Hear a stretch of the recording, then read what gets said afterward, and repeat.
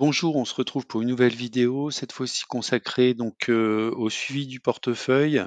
Alors j'avais fait une première vidéo du top 10, donc là on va faire les 10 actions suivantes.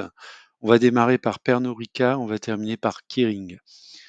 Alors avant de démarrer un avertissement, je ne suis pas conseiller financier, cette vidéo n'a pas pour but de vous proposer un placement financier ou un quelconque conseil d'achat, mais uniquement un but pédagogique et de partage. Vous restez responsable de vos investissements. Alors, on va démarrer avec Pernod Ricard, sur la droite de régression sur les 30 dernières années. Alors, un fait un peu exceptionnel, hein, on est à moins 3 écarts types. Donc, on voit ici, on est sur des cours très très bas. Donc, la croissance du modèle de 9% et un coefficient de corrélation de 0,94. Donc, la valeur théorique devrait être autour de 228 euros. On est à 127,55 euros. Donc, on est très très bas sur Ricard.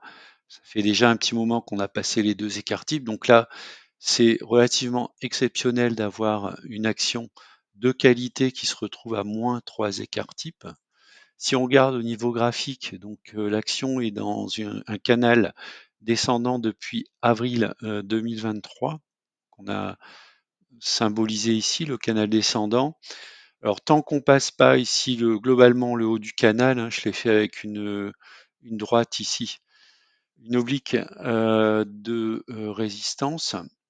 Tant qu'on n'a pas tant qu'on passe pas au-dessus de cette oblique de résistance, il n'y a pas de retournement en fait de l'action. Donc ça peut prendre quand même encore beaucoup de temps, beaucoup de mois avant de voir un retournement de l'action. Donc il y a deux possibilités au niveau de Ricard, soit de renforcer au fur et à mesure sur les différents supports, soit attendre un changement de tendance et là rentrer en fait sur l'action pour jouer le retour vers les, alors, si c'est pas les plus hauts, au moins vers des valeurs qui sont à peu près dans la moyenne historique. Moi, à titre personnel, j'attends, je suis déjà chargé avec Ricard, c'est ma 11e position. Donc je vais attendre peut-être de renforcer sur le bas du canal ou alors au franchissement de cette droite de tendance. À aujourd'hui, j'ai pas prévu en fait de renforcer sur l'action Pernod Ricard. On enchaîne avec l'action Stellantis. Alors sur la droite de régression, on voit que Stellantis est passé en dessous de sa valeur théorique qui serait de 19,46 €. On est actuellement à 16,15 €. Donc il y a peut-être une opportunité de rentrer sur Stellantis. Au niveau graphique, on voit qu'elle évolue dans un canal descendant qui est représenté ici, hein. Donc on était sur le haut du canal, là on va se rapprocher vers le bas du canal. Pour moi, il y a une belle opportunité si l'action poursuit sa chute, notamment dans un premier temps pour entrer autour des 15 euros. Mais attention, s'il n'y a pas de retournement de tendance, elle peut très rapidement aller sur ici une zone qui était une zone de support qu'on avait en juillet 2022, qui situerait plutôt autour des 11 euros. On continue avec Interparfums. Alors Interparfums, on a une action qui est en très belle croissance du modèle de 14% par an hors dividende. Donc c'est une action, je pense, qu'on peut détenir dans son portefeuille au niveau des small et mid cap. Elle a bien corrigé sur les 12 derniers mois, moins 17%. On voit qu'elle s'est très bien ressaisie avec la publication des chiffres, hein, puisque on est ici en hebdomadaire. Elle était sur un support et elle a bondi vraiment sur la semaine qui vient de se dérouler. On est actuellement à l'approche d'un support, donc c'est tout à fait possible qu'on ait un pullback. Voilà, donc à surveiller cette zone ici des 48-50 euros. Si on arrive à franchir la zone de ces 50 euros, on pourra aller en direction des 56, puis sur les sommets, les 61 euros. Alors Score, c'est une action qui a une croissance du modèle négatif, moins 4%. Donc on l'achète principalement pour son rendement.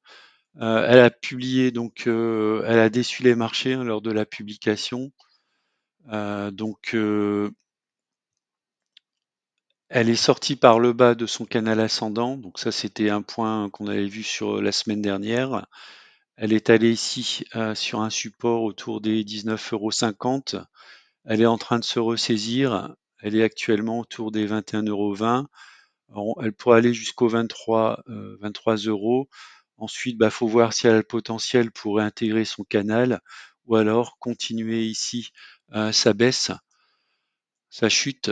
On pourrait marquer ici une droite de tendance, voilà, à ce niveau-là.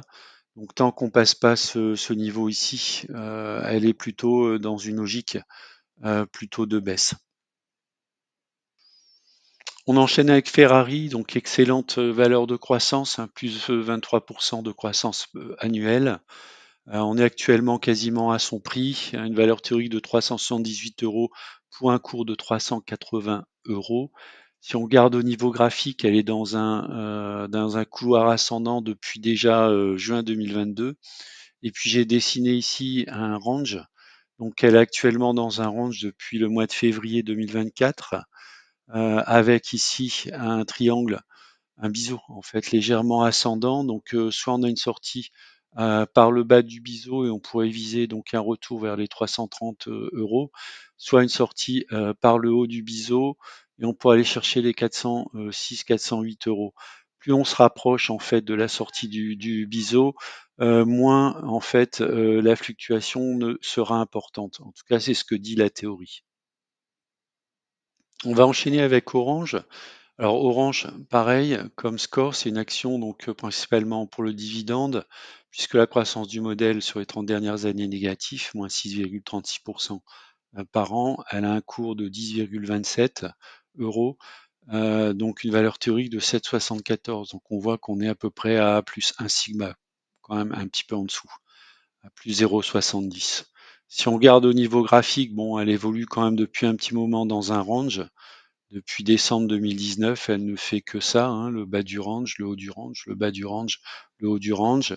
J'avais dessiné ici, pareil, un triangle plutôt légèrement descendant. Elle est sortie par le bas. Alors malheureusement, on n'est pas allé chercher les plus bas ici. J'aurais bien voulu me renforcer un peu en dessous des 9 euros. Je l'ai fait plutôt par ici, autour des 9,30 €. Bon là, elle se ressaisit très bien. Alors on pourrait viser dans un premier temps ici les 11,40 €, puis ensuite un retour vers le haut du range légèrement en dessous des 10 euros.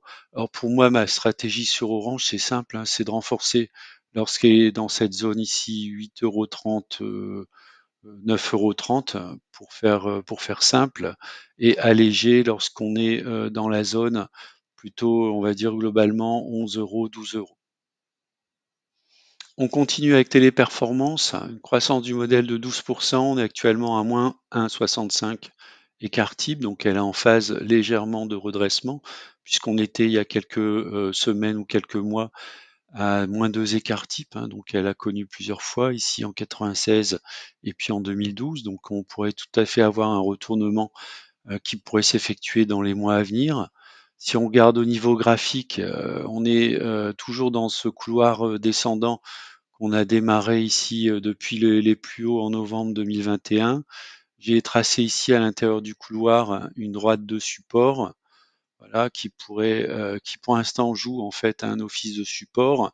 Si on arrive à sortir par le haut de ce couloir, on pourra aller rechercher dans un premier temps les 138 euros. Alors ensuite, il y a énormément de niveaux, hein, c'est reprendre tous les niveaux ici qui ont été des supports successifs dans la baisse, qui deviendraient maintenant des résistances successives. On continue avec ABC Arbitrage, donc c'est une société dont la croissance du modèle est relativement faible, 2% à peu près, un peu en dessous par an. Elle délivre du dividende de manière vraiment régulière.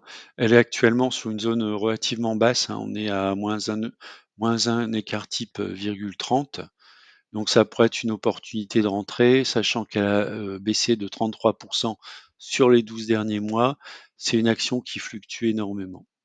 Si on regarde du point de vue graphique, elle évolue depuis le début du mois pardon, depuis le début de l'année dans ce range que j'ai représenté en jaune. On est au milieu du range, hein. Donc là, à mon avis, il n'y a pas grand-chose à faire. On pourrait éventuellement ici dessiner une droite ici qui pourrait servir de support.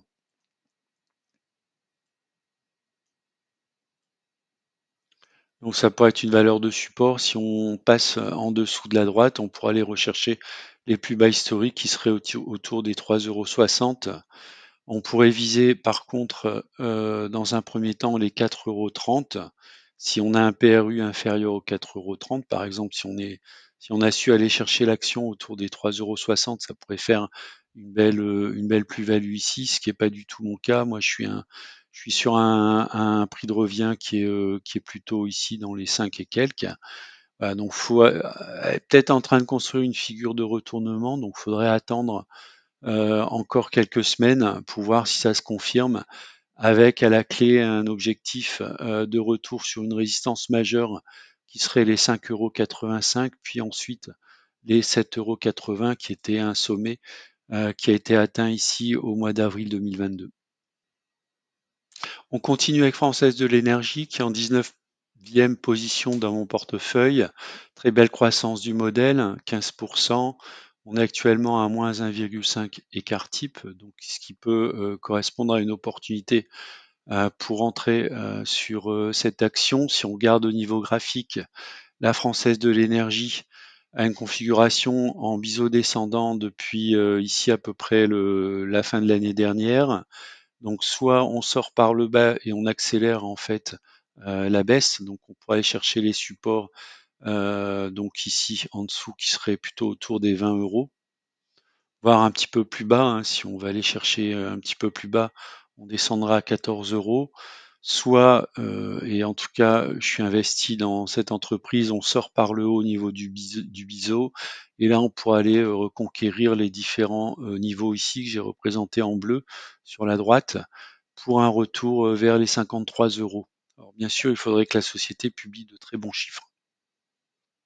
On va terminer avec Kering. Alors Kering a déçu une fois de plus les marchés, donc l'action a été sanctionnée dans la semaine.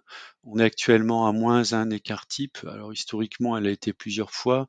Ce qui est à noter quand même, c'est que ici, dans les années 96, une bonne publication a été un booster en fait, qui a poussé l'action de moins un sigma vers plus de sigma. On peut voir par exemple ici, ça a été le cas également en 2003. Bon, elle est allée sur sa valeur théorique pour ensuite chuter à moins 2 sigma. Et puis, quand on l'a retrouvée au niveau du moins 1 sigma, donc ça c'était 10 ans plus tard, donc en 2016, elle a connu un coup de boost. Elle est restée pendant pas mal de temps sur 1 sigma, et puis ici, elle est en train à nouveau de baisser et de consolider. Alors la consolidation, elle se fait, alors j'ai noté ici un couloir descendant à peu près depuis le mois d'avril 2023, sans doute qu'il s'est initié même un petit peu avant, là, ici janvier 2023. En tout cas, tant qu'on reste dans ce couloir, on est toujours baissier en fait, hein, sur Kering. Alors, moi, pour l'instant, j'ai pas prévu de me renforcer sur l'action. J'attends vraiment un changement de tendance pour éventuellement me renforcer sur Kering. Voilà, c'est la fin de la vidéo. Je vous remercie de l'avoir regardé. N'hésitez pas à mettre un commentaire si vous le souhaitez. Puis je vous dis à bientôt pour une prochaine vidéo.